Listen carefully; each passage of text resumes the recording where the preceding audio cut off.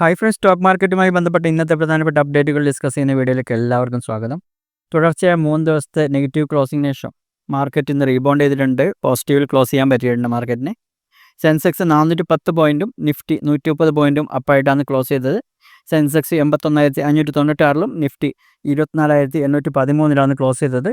Bharat Electronics, Cipla, Tata Steel, Bajaj Finserv, HDFC Life തുടങ്ങിയവയായിരുന്നു നിഫ്റ്റിയിലെ top gainers.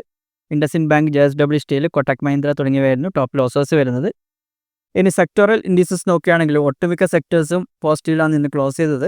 Nifty realty 1.5%, pharma 1.1%, IT sector 0.7%, auto sector 0.68% അപ്പായിരുന്നു.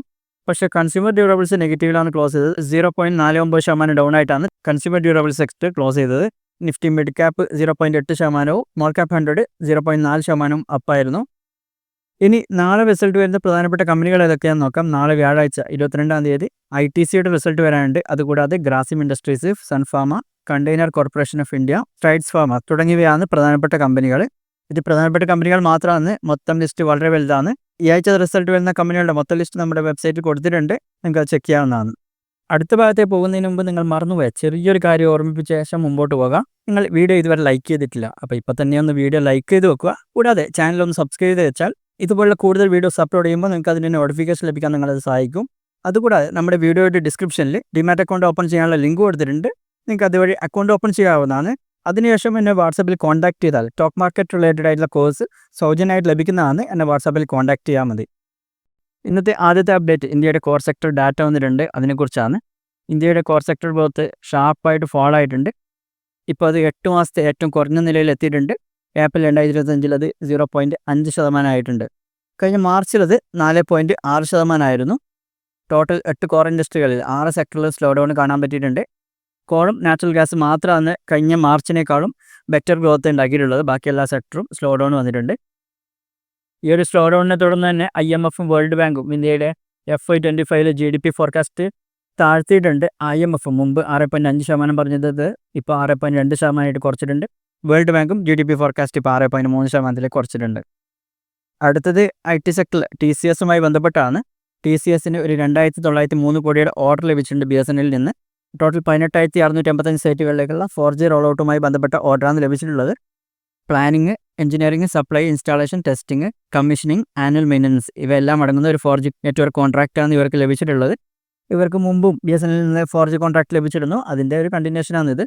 പക്ഷേ ശ്രദ്ധിക്കേണ്ട ഒരു കാര്യം, മറ്റു കമ്പനികളെല്ലാം 5Gയിലേക്ക് പോകുമ്പോൾ ഇപ്പോഴും BSNL 4G നെറ്റ്വർക്ക് എക്സ്പാൻഡ് ചെയ്യുന്നതേ ഉള്ളൂ.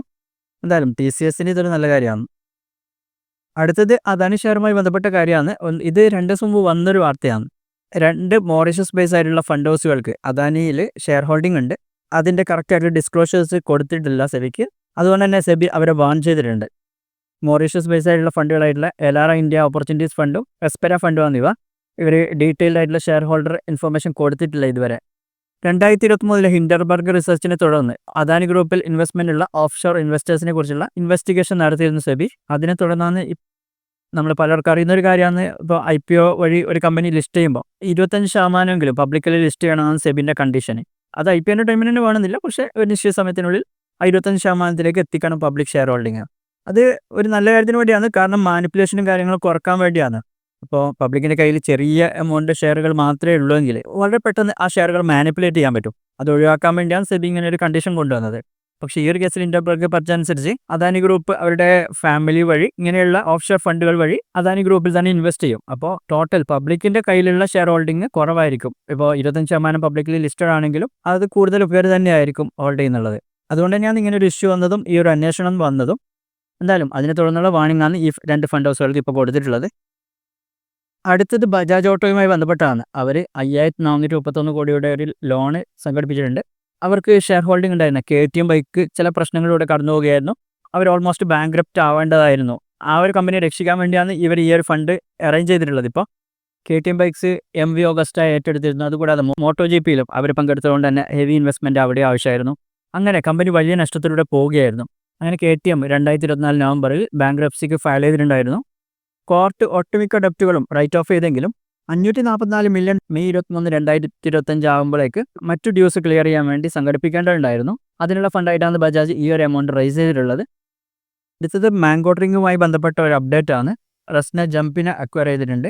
നിങ്ങൾ 90s കിഡ്സ് ആണെങ്കിൽ ജംപിൻ, റസ്ന ഈ 2 ബ്രാൻഡുകളും നല്ല രീതിയിൽ അറിയുന്ന ബ്രാൻഡുകളായിരിക്കും. ആ ഒരു സമയത്തൊക്കെ ജംപിൻ്റെയൊക്കെ പരസ്യങ്ങൾ വളരെയധികം ശ്രദ്ധേയമായിരുന്നു, റസ്നയുടെയും. പക്ഷേ ജംപിൻ എന്നുള്ള ബ്രാൻഡ് കോവിഡ്-19 സമയത്ത് ഡിസ്കണ്ടിന്യൂ ചെയ്തിരുന്നു. പക്ഷേ ഇപ്പോൾ അവർ ജംപിൻ റിച്ച് എന്നുള്ള ബ്രാൻഡ് നെയിമിൻ്റെ അണ്ടറിൽ ഹെൽത്തിയർ ഫോർമുലേഷൻസുമായിട്ട് തിരിച്ചു വന്നിരുന്നു. ഈ ഒരു ബ്രാൻഡ് ജൂൺ 2025 റീലോഞ്ച് ചെയ്യും. ആ ഒരു സമയത്ത് തന്നെ അതിൻ്റെ അണ്ടറിൽ കൂടുതൽ പ്രൊഡക്റ്റുകളും അവതരിപ്പിക്കും. റസ്ന എന്നുള്ള ബ്രാൻഡിനെ കുറിച്ച് നമ്മളൊരു ചെറിയൊരു വീഡിയോ ചെയ്തിരുന്നു മുമ്പ് ഈ ചാനലിൽ. അതിൻ്റെ ഒരു സ്റ്റോറി അറിയണമെന്നുണ്ടെങ്കിൽ നിങ്ങൾക്ക് നമ്മുടെ ചാനൽ ചെക്ക് ചെയ്യാവുന്നതാണ്. അതിനെക്കുറിച്ചുള്ള വീഡിയോ ചാനൽ തന്നെ ഉണ്ട്. അടുത്ത് ഓല ഇലക്ട്രിക്കുമായി ബന്ധപ്പെട്ട ചെറിയൊരു അപ്ഡേറ്റ് ആണ്. അവരൊരു ഫണ്ട് റൈസിന് റെഡി ആവുന്നുണ്ട്. IPOക്ക് ശേഷമുള്ള ആദ്യത്തെ ഫണ്ട് റൈസാണ് അവരുടേത്. ഈ അടുത്ത കാലത്തായിട്ട് അവരുടെ മാർക്കറ്റ് ഷെയർ ഒക്കെ വളരെ അധികം കുറഞ്ഞു വന്നിരുന്നു. ഇലക്ട്രിക് 2 വീലറിലുള്ള അവരുടെ ടോപ്പ് പൊസിഷനൊക്കെ അവർക്ക് നഷ്ടപ്പെട്ടിരുന്നു. TVS ടോപ്പിലേക്ക് എത്തിയിട്ടുണ്ടായിരുന്നു. അതുകൂടാതെ മറ്റ് പല പ്രശ്നങ്ങളും ഇവർ നേരിട്ടിരുന്നു. അതിനെക്കുറിച്ചൊക്കെ നമ്മൾ പല വീഡിയോകളിലും അപ്ഡേറ്റ് ചെയ്തതാണ്. ഇപ്പോൾ ഇങ്ങനെ ഒരു ഫണ്ട് റൈസിങ്ങിന് അവർ പ്ലാൻ ചെയ്യുന്നുണ്ട്. ഈ ഒരു ഫണ്ട് റൈസിങ്ങിനെ കുറിച്ച് കൂടുതൽ ഡീറ്റെയിൽസ് ഒന്നും വന്നിട്ടില്ല, എങ്കിലും ഇങ്ങനെ ഒരു ന്യൂസ് വന്നിട്ടുണ്ട്. അടുത്തത് നമ്മൾ നോക്കാൻ വന്നത് NHPCയുടെ Q4 റിസൾട്ടുമായി ബന്ധപ്പെട്ട അപ്ഡേറ്റ് ആണ്.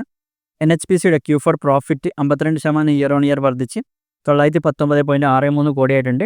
അവരുടെ റവന്യൂ ഓൾമോസ്റ്റ് ഡബിൾ ആയിട്ടുണ്ട്, 2672 കോടിയായിട്ടുണ്ട്. ഇയർ ഓൺ ഇയർ 114% വർധനവുണ്ട് അതിൽ.